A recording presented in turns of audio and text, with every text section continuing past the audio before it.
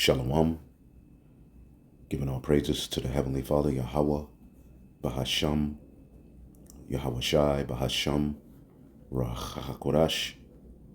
Double honors to the apostles, the bishops, and the elders at Great Millstone who rule well. Peace and salutations as always to the elect. Prophecy watch. All right, as I have on the screen, Netanyahu appointed Nagel committee says Israel must prepare for direct war with Turkey. All right, and as you see the question at the bottom of the screen, all right, what does the United States do if Israel attacks a NATO nation? All right, so as you can see, the small hats, the least of the flock, are being used to bring about, all right, division, friction, and they're going to draw out all of these nations for the purpose of war, as Turkey, all right, has been adamant about the condemnation of Israel's actions against its Muslim brothers, right, in the form of the Palestinians, you know, what they're doing in Syria. And pretty much they've been on a war path, you know, even using scriptures as a means to say they have the rights, all right, to obliterate and bomb all of these people out using, these particular hostages that were supposedly taken, which we know that these devils are always up to no good.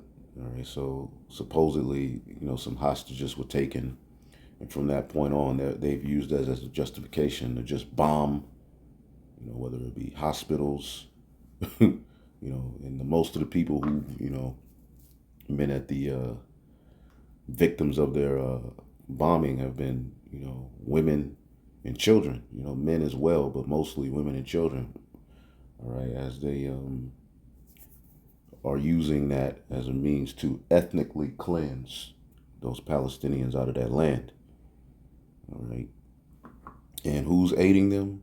Well, the United States is aiding them. Who's been aiding, all right, Israel, for the majority of these years has been the United States, all right, the beast system, okay, EU, all right, and here we are now, okay, where Ezekiel, the 38th chapter, is being fulfilled right before our very eyes. Now, let's get an article on it.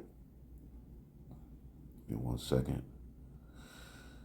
Israel must prepare for potential war with Turkey. Now, Turkey is a member of NATO. Okay. Now, we know, giving you an example here, all right, that America, which is a part of NATO as well, which Turkey and America are the top two military powers in NATO, with America being, of course, the dominant. Okay, but if Israel and Turkey go to war, what will America do? All right, and this is leading to the division, the breaking up of the beast system. Okay, and in Ezekiel 38, we know Turkey sides with Russia. All right, as Erdogan, all right, the Turkey president, let's call him that. He's basically openly said him and Putin, are the last standing emperors of the world. So Turkey, who has always been on the fence, although they're a part of NATO, over the years, they've always been on the fence and have kind of played both sides. In these latter days, we will see a point, all right, where Turkey, all right, 100% links up with Russia. They're even trying to get membership into BRICS. But Biden approves $8 billion arms deal for Israel to permanently eradicate the Palestinians. Okay. And pretty much Turkey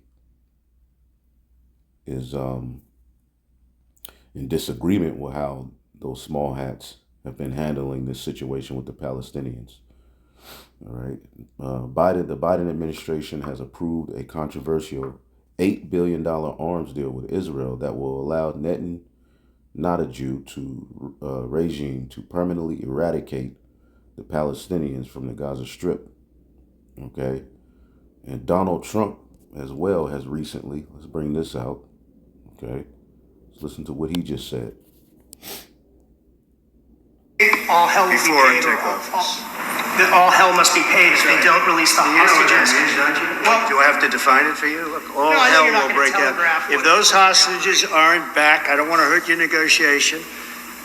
If they're not back by the time I get into office, all hell will break out in the Middle East. Can you elaborate? And it will not be good for Hamas, and it will not be good, frankly, for anyone. All hell will break out. I don't have to say anymore, but that's what it is. And they say Hamas, right? But that's just like, let's say the Bloods committed a particular act in Los Angeles. Okay, they took some victims, they took some hostages. So the Bloods, you have the Bloods and the Crips, right? So the Bloods, they take some hostages, and pretty much, now we're justified in bombing all of LA.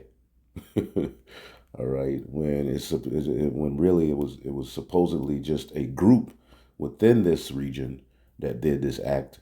Okay, pretty much now we're justified in bombing, all of LA to find these hostages. So you mean all of these years with all of this intelligence, with all this weaponry, y'all haven't been able to find these hostages yet? And they've been bombing all kind of shit. And then after they're bombing, they'll say, well, we thought some of the hostages or the people who have the hostages will be here. Well, why the hell are you bombing them like that? Don't you want the hostages to make it out safe? Showing you that this is all a farce. And this has been an ongoing war and back and forth between the small hats and the Palestinians. It didn't just start with this situation with the hostages. This is just how they use their media, okay, and, mind manipulation, psyops to, work on the minds of the people, okay? But he's saying basically all hell will break loose, okay, if these hostages aren't released. Okay, let's go back. And they should have given them back a long time. They should have never taken them. There should have never been the attack of October 7th. People forget that. But there was, and many people are killed. They're no longer hostages. I have people from Israel and others calling, begging me to get, we had also people there from the United States, just so you know. They're holding some so-called hostages from the U.S. But I've had mothers come to me and fathers crying, can I get the body of their son back? Can I get the body of their daughter back? That beautiful girl where they threw her in the car, pulled her by her ponytail and threw her in the car like she was a sack of potatoes. I said, what happened to her? Sir, she's dead. Like a 19, 20-year-old. And it's crazy with all of the surveillance, with all of, how heavily, surveilled Israel is. These, so-called Hamas TER, right, group was able to just roll up in there on some motorcycles, take and hijack people and just roll off into the sunset, and you can't find them. And we're supposed to sit there and believe this madness, okay? And ultimately, we don't have a side in this whole back and forth. It's prophecy. We're not with, all right, the state of Israel. We're not with the Palestinians. We're just bringing out the news, man. All right, but I mean, it's good to have good sense, man, because common sense ain't common. All right, clearly, okay, they have a plan to take over that land, and we have to understand that the state of Israel is an extension of British, all right, colonization, man. Okay, and the UN finished the job. But anyway, as you can see, okay, all war, okay, is getting ready to break out.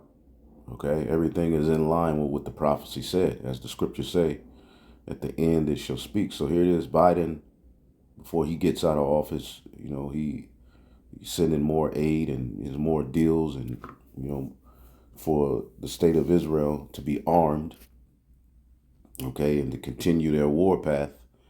All right. And now we see, all right, what a Heavenly Father is putting a wrench, all right, and getting ready to break up this whole system, this whole alliance, as the scriptures say in the book of Obadiah. Okay, the book of Obadiah.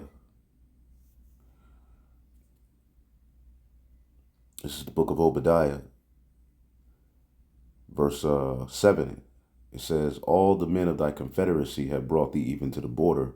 The men that were at peace with thee, all right, have deceived thee and prevailed against thee. And they that eat thy bread, okay, have taken on your dollar, all right. And one of the biggest ways of committing fornication with the whore is, trading in dollars.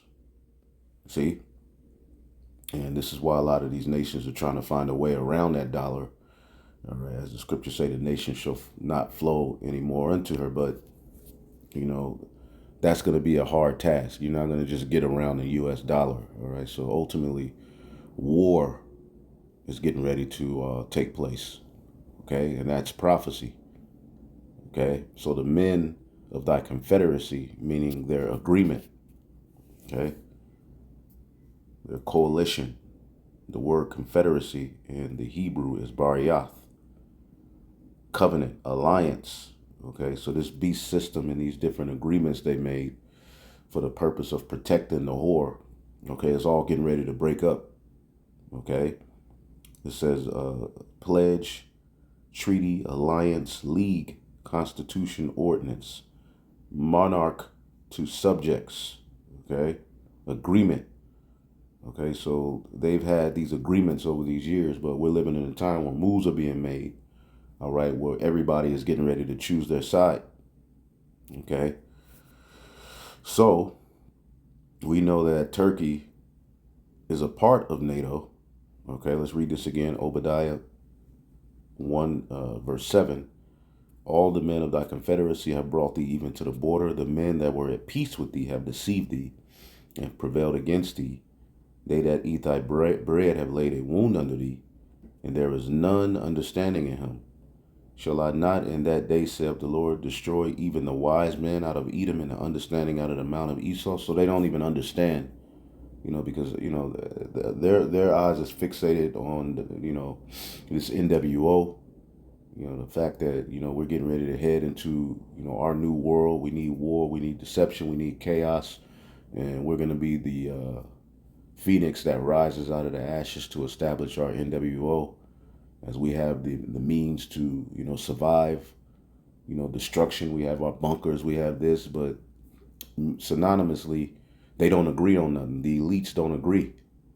We know the elites are behind pretty much all of this. They play both sides, but even the elites don't agree. Okay, so the Lord has Babylon the Great in a conundrum in this particular situation, because if Israel goes to war with Turkey, who is a NATO member, what does Babylon do? Okay, and what does this mean for the future? As the committee established by the government warns that Turkey's ambition to restore its Ottoman era, okay, influence could lead to heightened tensions with Israel, possibly escalating into conflict. Israel must prepare for a direct confrontation with Turkey, according to Nagel's committee report on defense budget. Okay, the committee established by the government warns that Turkey's ambitions to restore its Ottoman era influence. Take a look at this map. Turkey's military footprint spans across northern Cyprus, Qatar, Libya, Iraq, Syria, and even Somalia. And this has led some observers to ask, is Turkey's current president, Recep Tayyip Erdogan, trying to revive the Ottoman Empire? Turkey played a critical role in aiding Syrian rebels, particularly the group under Hayat Tahrir al-Sham, led by Abu Muhammad al-Jolani, to seize control of significant parts of the country, opposing the brutal Bashar al-Assad regime. This shift of power has not only forced Assad to flee Syria, but has also paved the way for HTS to begin forming a new country. However, this emerging state is set to operate under Turkey's growing influence. But forget old-school imperialism. Turkey isn't trying to redraw maps. This is about influence, a strategy deeply rooted in modern geopolitics. Modern superpowers, like the US, no longer directly conquer and annex territory. Instead, they use tools like the IMF to facilitate a state of economic dependency, or they directly back devastating campaigns of regime change to install ideologically favorable governments. Examples being the Vietnam War of 1954 to 75, the Indonesian mass killings of 1965 to 66, the invasion of Iraq in 2003, and so on. Each of these devastating interventions deserves its own separate analysis, but with over 800 military bases in more than 70 countries, the US spent the late 20th century perfecting this new kind of empire, one built on financial, military, and political dominance rather than direct annexation. Under Erdogan, Turkey is playing a similar game, but slightly differently by mixing soft power with strategic military moves. In countries like Libya, Syria, Azerbaijan, and Somalia, Turkey has combined military support with infrastructural development to both expand its own influence whilst improving access to basic necessities, thus bolstering local support for their preferred political faction. Take Libya, for example. Turkey backed the UN-recognized government of national accord, led by Prime Minister Abdul Hamid Dbeibeh, which stabilized Tripoli against warlord Haftar, a key figure supported by Russia, the United Arab Emirates, and Egypt. In exchange for Turkey's military and political support, Libya granted Turkey access to lucrative energy deals, particularly in the Mediterranean. By signing comprehensive agreements on energy, health, and infrastructure, Turkey strategically locked in its regional influence and secured valuable Mediterranean resources. In Azerbaijan, Turkey's drones helped reclaim Nagorno-Karabakh in 2020. This not only strengthened Turkey's ties with Azerbaijan, but also made Ankara a serious player in the South Caucasus, countering Russian influence. With Somalia, a new 10-year agreement with Turkey was signed on 8th of February 2024, entrusting Ankara with the modernization and training of its naval forces, conducting joint air, land, and sea operations around Somalia's 33-kilometer coastline. The package was also complemented by a further agreement for the joint exploration and exploitation of the nation's hydrocarbons, as well as a proposed 30% revenue share from untapped marine resources, thus cementing Turkey's position as a stabilizing yet militarily influential force in the Horn of Africa. And in Syria, as of May 2021, Turkish companies began providing the opposition-held city of Idlib with 24-hour uninterrupted electricity for the first time in several years. Turkey's direct support for the Syrian National Army and infrastructural support for Idlib created a sphere of influence right on Turkey's doorstep well before the recent toppling of the Assad regime. So, what is the big picture? Turkey is not reviving the... What is the big picture? Turkey is not reviving the Ottoman Empire. It is redefining global power. Rather than coercion and invasion, Turkey intends to establish partnerships, alliances, and a strategy that balances hard and soft power. In a world dominated by Western-style imperialism, Turkey is writing its own playbook. Hey everyone, thanks for watching. So there's a conflict of interest, all right? And we know, okay, we know Russia is going to be involved with this all as well, okay? Because that's Ezekiel, the 38th chapter, okay? Russia, Libya, all of these various different countries are going to side with Russia, okay? So with this conflict of interest, if now, within the midst of all of this, Israel, who has their plans for these regions, goes to war with Turkey, what will the West do? How will that play out? Okay. So again, all right, in this article, the committee established by the government warns that Turkey's ambitions to restore its Ottoman era influence, which they had, all right, power for about, 600 years?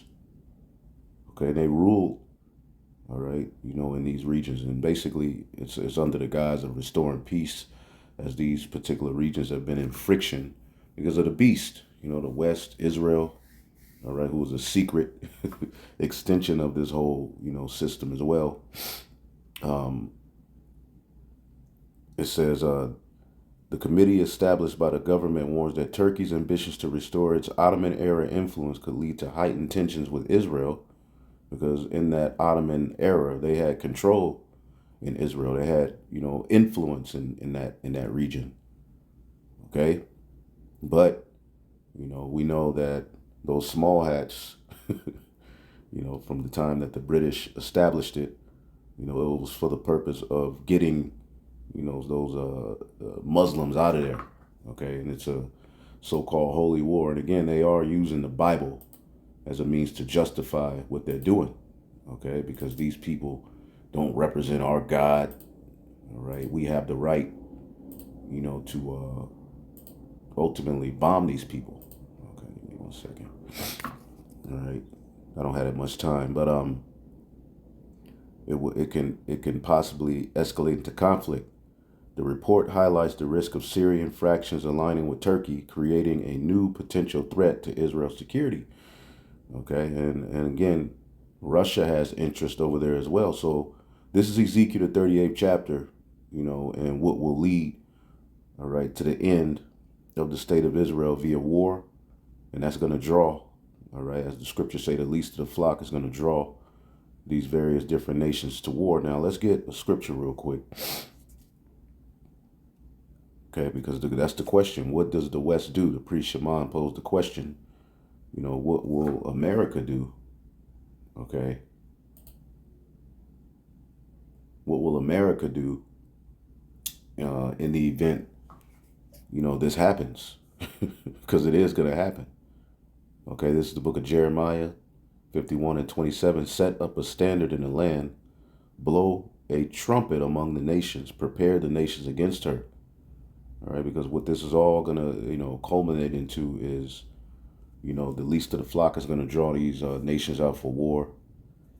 Okay, and it's going to be, everybody's going to choose their side. And everyone has their eye against the West and against Israel. Even particular members of the beast system are looking at the West and Israel some kind of way. Members of the EU, high-ranking members, have admitted that they've aided in the mess that the West, all right, and Israel has, been perpetrating all of these years. What they've done in Iraq, they've done in Afghanistan, what they've done, in all of the regions we're talking about. Okay, the West has their hand, all right, and pretty much waging war, man. Okay, being the devil. All right, and there's a lot more to the story, but we're just breaking it down into the most basic way so that we can understand it. So set up a standard in the land, blow the trumpet among the nations, prepare the nations against her. The her is Babylon. Okay, and Babylon is directly tied to the state of Israel. Okay, call together against her the kingdoms of Ararat, okay, which that's Turkey, Mini, and Ashkenaz. Appoint a captain against her, calls the horses to come up, and that captain is going to be Russia, okay, because the West is no longer the dominant powerhouse it used to be, okay, since the USSR disbanded. NATO and headed by the West, has been dominant, but we're living in a time where the Western influence, all right, and the sword has spread, and now Russia has created its own beast system, right? And as we're reading here, Ararat, Mini, which is Armenia, Ashkenaz, Germany, all of these nations are going to come together. Now, it's mentioned these particular nations, all right, but it's going to be a lot of different nations, man. It says, prepare against her the nations with the king of the Medes, which the Medes speak to Russia. You look up an ancient USSR map or an old USSR map, all right, and you align it up with the region where the Medes ruled. It's in the same region, okay? In end time prophecy, the Medes speak to Russia, okay? The Medes were a Japhetic people, okay? But they hold no weight in end time prophecy, okay? The captains, and it's all about the nations that rule in these lands today, and it's the Edomites, all right? The captains thereof prepare against her.